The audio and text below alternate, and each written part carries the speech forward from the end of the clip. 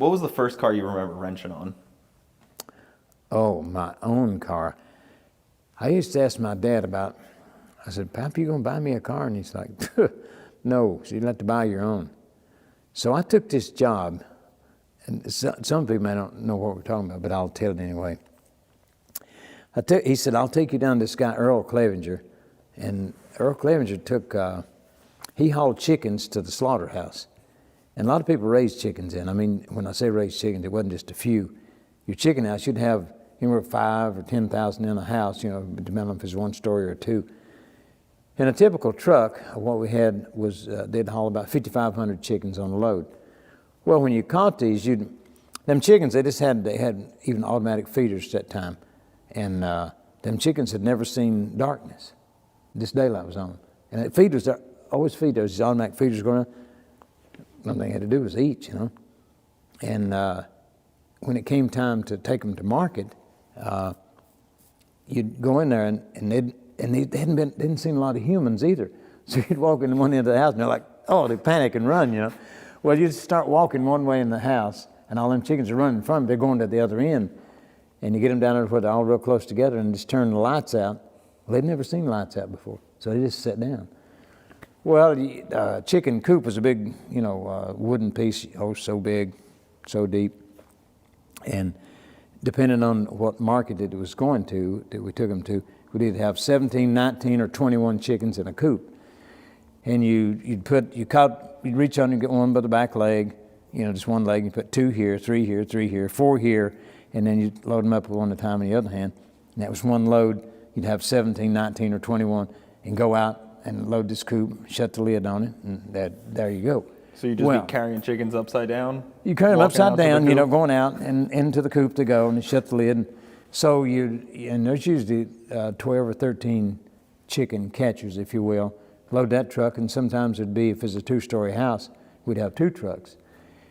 You got $5, cash dollars, because they get paid under the table, wasn't old enough for it, 5 cash dollars for one truck. Nights you had 2, that's 10, he'd pay you right then, $10. And then, back in the 60s, early 60s, you make it $10 a night. It's like 10 real dollars. Well, that's how I bought my first vehicle. I bought a 49 Chevrolet truck. Never forget that. Gave $150 for that thing. And I thought, man, that's a lot of money for that thing. And my dad said, no, it's a good buy on the thing. So I gave this guy, fella Avery Riddle was his name, gave him $150 for that green truck, took it home. Never forget that. So proud of that thing. That was, and I thought, man, this is so special on it. But it wasn't a 5-window, it was just a regular one on it. Had that for a while. And, of course, at the time, I could have got a 5-window for probably $250. Sorry, I kind of missed it. It was a 5-window. Well, the one that I got was not a 5-window. It's a 49 Chevrolet, and like 49 through 53, they made this one called a 5-window, and it's got the 2 little side windows in the back, and then the back window, and now you can buy one now ready to go with like LS and all like that for about $100. Yeah, so it was like a 10-year-old car at the time. Yeah, so that was my first one, and of course, I had to learn how to do stuff on it, and I'd ask around, and people would say, yeah, some of the stuff I messed up on it. Oh, yeah. I didn't know what I was doing, so I just take stuff apart, didn't know how to put it back together. My dad always tell me, boy, he said, you don't know how to put that back together, why are you taking it apart? Well, I just wanted to make it better. And he said, worked pretty good just like it was. Had a foot starter. I mean, you push this little thing in the floor, and it pushed made the contact down on the starter. It wasn't a key start. You turned the key on and pushed that thing in the floor, and it started. It was... That's the way old cars started. I remember growing up, my grandpa always had a tractor, and the way he started it was this red screwdriver. Exactly. Man, and then it had a foot dimmer for the lights. You had over on the left-hand side on the floor. Click was bright, click was dim. That's how you brighten and dim the lights. It was no such thing as air conditioning. They probably had it, but I didn't have no vehicle that had air conditioning on it. They probably didn't help you very much in the back roads. No, and then of all things, right about the time that I was about to get my license on it, I had that truck, but I bought it when I didn't have any license on it, just working on it. And you could drive around then back in the country roads and stuff, Ain't nobody checked no license on it. I mean, it's just a different era. And my dad was telling me about it. He said they got this 55 Ford. He said, it's a four-door, but he said it's a good car. And I thought, well, yeah. And then four-doors were looked down on. And if you drove a four-door, it's like, oh, couldn't afford the two-door. So it was a great price on it, so I got this. So that was my second one. But it had a real V8 in it. Yeah, a 292 cubic inch V8. That ain't much. That ain't much. That ain't much. But we thought we was on top perch, you know. Oh my, it's A lot more noise than go.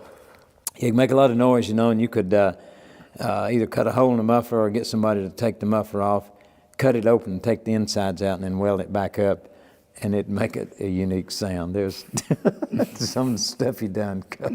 Oh man. Some of the stuff he done was crazy. Yeah, gas efficiency wasn't really a concern at the time. No, I mean, in the early days, I can remember when gas was 17.9 cents a gallon. 17.9. You think, really? Yeah, 17.9 cents a gallon. You could go and get 50 cents. You know, sometimes you buy 50 cents worth of gas. Pull in the gas station and get 50 cents worth of gas. Yep, use nearly 3 gallons of gas, and on down the road you went, so.